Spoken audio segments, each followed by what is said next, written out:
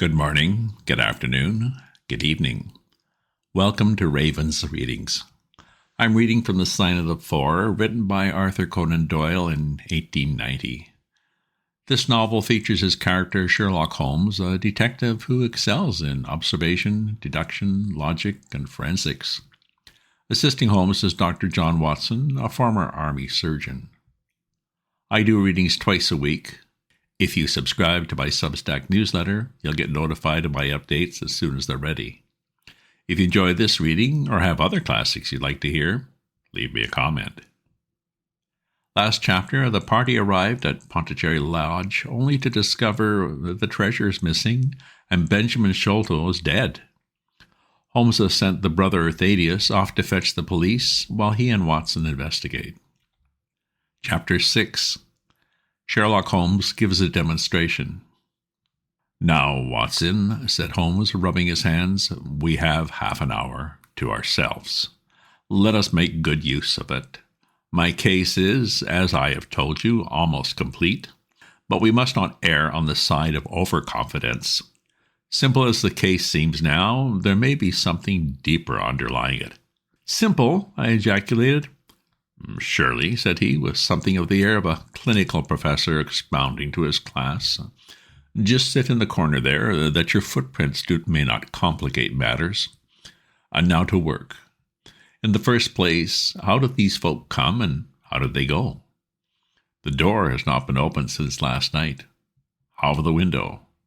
He carried the lamp across to it, muttering his observations aloud the while, but addressing them to himself rather than to me. "Window is snibbed on the inner side. Framework is solid.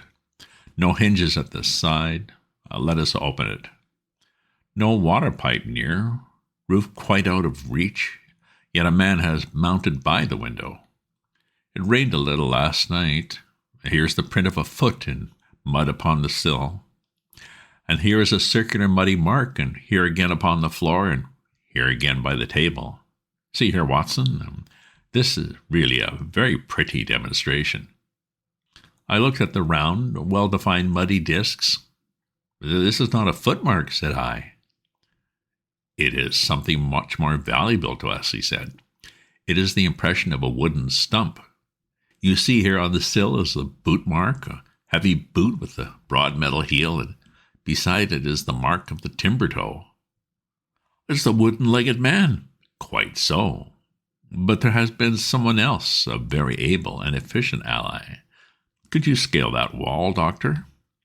I looked out the open window. The moon still shone brightly on that angle of the house. We were a good 60 feet from the ground, and look where I would, I could see no foothold, not as much as a crevice in the brickwork. "It is absolutely impossible," I answered. He nodded. "Without aid, it is so. But suppose you had a friend up here who lowered you this good stout rope which I see in the corner, securing one end of it to this great hook in the wall. Then, I think, if you were an active man, you might swarm up, wooden leg and all. You would depart, of course, by the same fashion, and your ally would draw up the rope, untie it from the hook, shut the window, snib it on the inside, and get away in the way that he originally came. As a minor point, it may be noted," he continued, fingering the rope, that our wooden-legged friend, though a fair climber, was not a professional sailor. His hands were far from horny.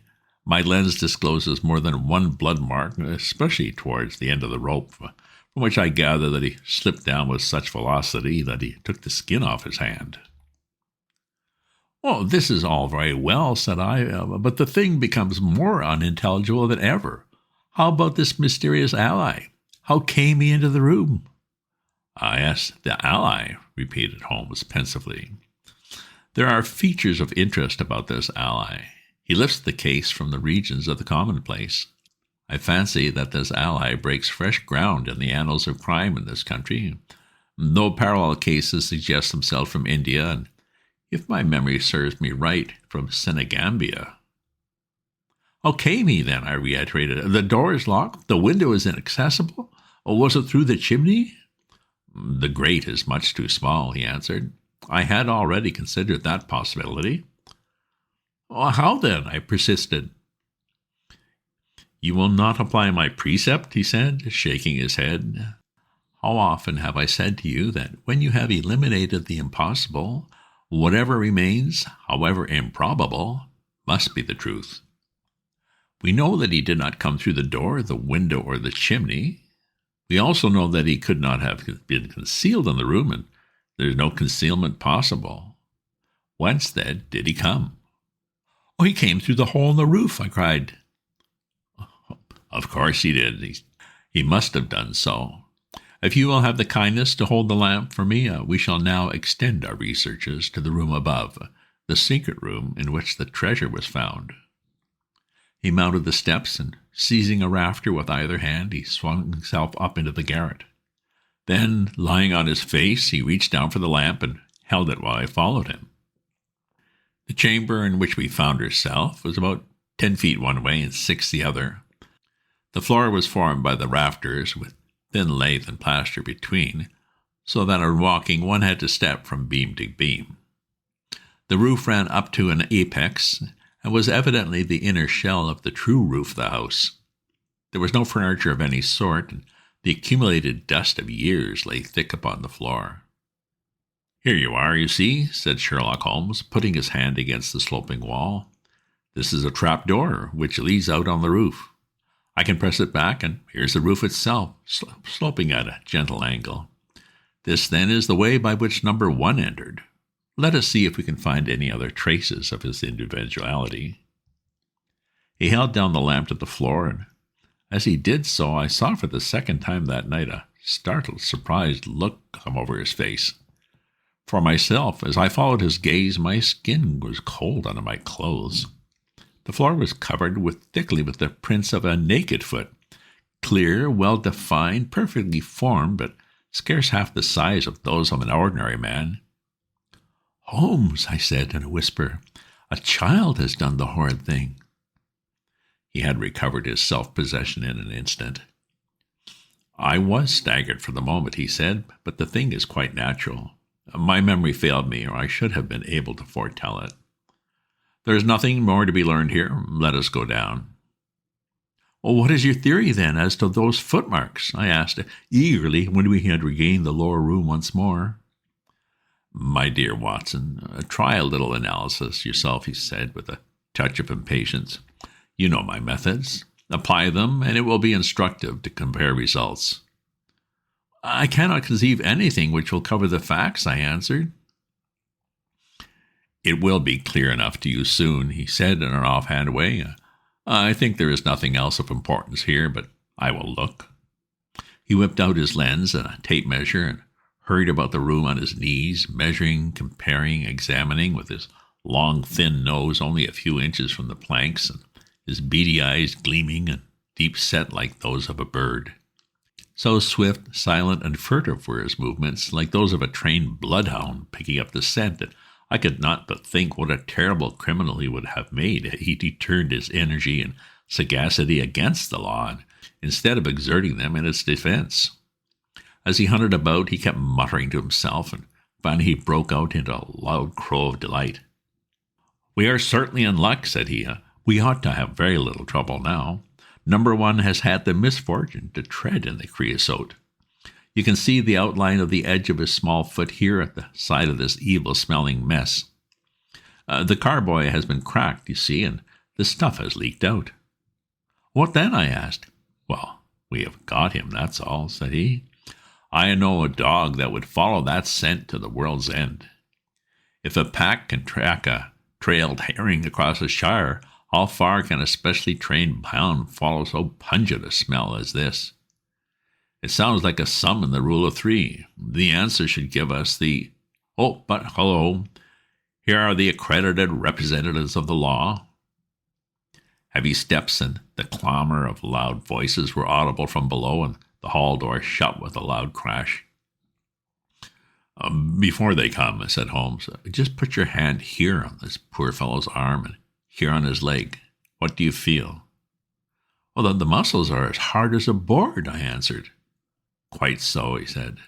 "They are in a stage of extreme contraction, far exceeding the usual rigor mortis. Coupled with this distortion of the face, this Hippocratic smile, or risus sardonicus, as the old writers called it. What conclusion would it suggest to your mind? Oh, death from some powerful vegetable alkaloid, I answered. Some strychnine-like substance which would produce tetanus? He nodded. That was the idea which occurred to me the instant I saw the drawn muscles of the face. On getting into the room, I at once looked for the means by which the poison had entered the system. As you saw, I discovered a thorn which had been driven or shot with no great force into the scalp. You observe that the part struck was that which would be turned towards the hole in the ceiling if the man were erect in his chair. Now examine the thorn. I took it up gingerly and held it in the light of the lantern. It was long, sharp, and black, with a glazed look near the point, as though some gummy substance had dried upon it. The blunt end had been trimmed and rounded off with a knife. "Is that an English thorn?" he asked. "No, it certainly is not." "Well, Watson, with all these data, you should be able to draw some inference. But here are the regulars, so the auxiliary forces may beat a retreat." As he spoke, the steps which had been coming nearer sounded loudly in the passage, and a very stout, portly man in a grey suit strode heavily into the room. He was red-faced, burly, and plethoric, with a pair of very small, twinkling eyes which looked keenly out from beneath swollen and puffy pouches. He was closely followed by an inspector in uniform and by the still palpitating Thadeus Sholto. "Here's a business," he cried in a muffled, husky voice. "Here's a pretty business. But who are all these? Why, the house seems to be as full as a rabbit warren." "I think you must recollect me, Mr. Anthony Jones," said Holmes quietly.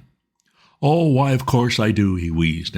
"It's Mr. Sherlock Holmes, the theorist. Remember you? I'll never forget how you lectured us all on causes and inferences and effects in the Bishopgate jewel case. Well, it's true you set us on the right track, but you'll own now that it was more by good luck than by good guidance." Holmes frowned. It was a piece of very simple reasoning. "Oh, come now, come. Never be ashamed to own up. But what is all this? Bad business, bad business. Stern facts here. No room for theories. How lucky that I happened to be out at Norwood over another case. I was at the station when the message arrived." "What do you think the man died of?" "Oh, this is hardly a case for me to theorize over," said Holmes dryly. "Oh, no. Still, we can't deny that you hit the nail on the head sometimes. Dear me, door locked, I understand. Jewels worth $500,000 missing. How was the window?" "Fastened," said Holmes, "but there are steps on the sill." Well, if it was fastened, the steps could have nothing to do with the matter. That's common sense. Man might have died in a fit, but then the jewels are missing. I have a theory. These flashes come upon me at times. Just step outside, Sergeant, and you, Mr. Sholto, your friend can remain. What do you think of this, Holmes? Sholto was on his own confession with his brother last night. The brother died in a fit, on which Sholto walked off with the treasure. How's that?" On which the dead man very considerably got up and locked the door on the inside. There's a flaw there. Let us apply common sense to the matter. This Thadeus Sholto was with his brother. There was a quarrel. So much we know. The brother is dead, and the jewels are gone. So much also we know. No one saw the brother from the time Thadeus left him. His bed has not been slept in. Thadeus is evidently in a most disturbed state of mind.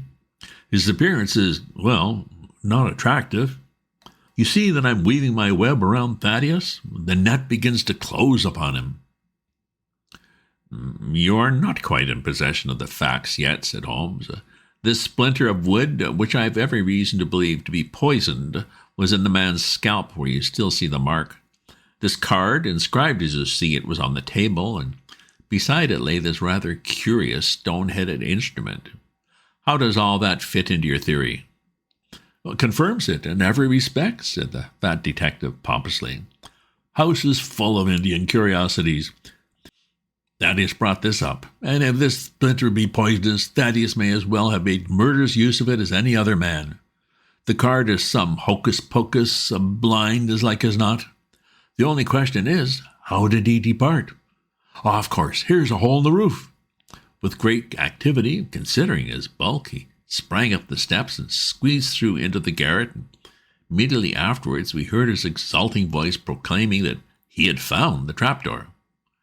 "He can find something," remarked Holmes, shrugging his shoulders. "He has occasional glimmerings of reason. Il n'y a pas de sot si incommode que ceux qui ont de l'esprit. There are no fools so inconvenient as those who have wit." "You see," said Althany Jones, reappearing down the steps again, "facts are better than mere theories after all. My view of the case is confirmed. There's a trapdoor communicating with the roof, and is partly open." "It was I who opened it." "Oh, indeed. Oh, you did notice it then." He seemed a little crestfallen at the discovery. "Well, whoever noticed it, it shows how our gentleman got away. Inspector?" "Yes, sir," from the passage. "Ask Mr. Sholto to step this way. Mr. Sholto, it is my duty to inform you that anything which you may say will be used against you. I arrest you in the Queen's name as being concerned in the death of your brother." "Oh, there now, didn't I tell you?" cried the poor little man, throwing out his hands and looking from one to the other of us. "Don't trouble yourself about it, Mr. Sholto," said Holmes. "I think that I can engage to clear you of the charge." "Oh, don't promise too much, Mr. Theorist. Don't promise too much," snapped the detective. "You may find it a harder matter than you think." "Not only will I clear him, Mr. Jones, but I will make you a free present of the name and description of one of the two people who were in this room last night. His name, I have every reason to believe, is Jonathan Small. He is a poorly educated man, small, active, with his right leg off, and wearing a wooden stump which is worn away upon the inner side. His left boot has a coarse, square-toed sole with an iron band round the heel. He is a middle-aged man, much sunburned, and has been a convict. These few indications may be of some assistance to you, coupled with the fact that there's a good deal of skin missing from the palm of his hand. The other man—" "Ah, the other man?" asked Althany in a sneering voice, but impressed nonetheless, I can easily see, by the precision of the other's manner. "Is a rather curious person," said Sherlock Holmes, turning upon his heel. "I hope before very long to be able to introduce you to the pair of them. A word with you, Watson." He led me out to the head of the stair. "This unexpected occurrence," he said, "has caused us rather to lose sight of the original purpose of our journey." "I have just been thinking so," I answered. "It is not right that Miss Morstan should remain in this stricken house." "No," he said, "you must escort her home. She lives with Mrs. Cecil Forster and Laura Camberwell, so it is not very far. I will wait for you here if you drive out again, or perhaps you're too tired?" "Oh, by no means," I said. "I don't think I could rest until I know more of this fantastic business. I've seen something of the rough side of life, but I give you my word that this quick succession of strange surprises tonight has shaken my nerve completely. I should like, however, to see the matter through with you, now that I have got so far." "Your presence will be of great service to me," he answered. "We shall work the case out independently, and leave this fellow Jones to exult over any mare's nest which he may choose to construct. When you have dropped Miss Morstan, I wish you to go on to number 3, Pinched Lane, down near the water's edge at Lambeth. The third house on the right-hand side is a bird stuffer's. Sherman is the name. You will see a weasel holding a young rabbit in the window. Knock old Sherman up and tell him, with my compliments, that I want Toby at once. You will bring Toby back in the cab with you." "A dog, I suppose?" "Yes, a queer mongrel with a most amazing power of scent. I would rather have Toby's help than that of the whole detective force of London." "I shall bring him then," said I. "It is 1 now. I ought to be back before 3 if I can get a fresh horse." "And I," said Holmes, "shall see what I can learn from Mrs. Burnstone and from the Indian servant who, Mr. Thaddeus tells me, sleeps in the next garret. Then I shall study the great Jones's methods and listen to his not too delicate sarcasms." Wir sind gewohnt, dass die Menschen verhohnen, was sie nicht verstehen. We are used to people mocking what they don't understand. The German Goethe is always pithy. End of chapter. Already Holmes has cleared up a lot of this mystery and seems well on his way to a solution. He'll continue his investigation in the next chapter, the episode of the barrel. If you subscribe to my newsletter, you'll get notified of my updates as soon as they're ready. If you enjoyed this reading or have other classics you'd like to hear, leave me a comment. Check out my other posts on my Substack at ravensview.substack.com, and remember to share this with your friends. Ta-ta for now.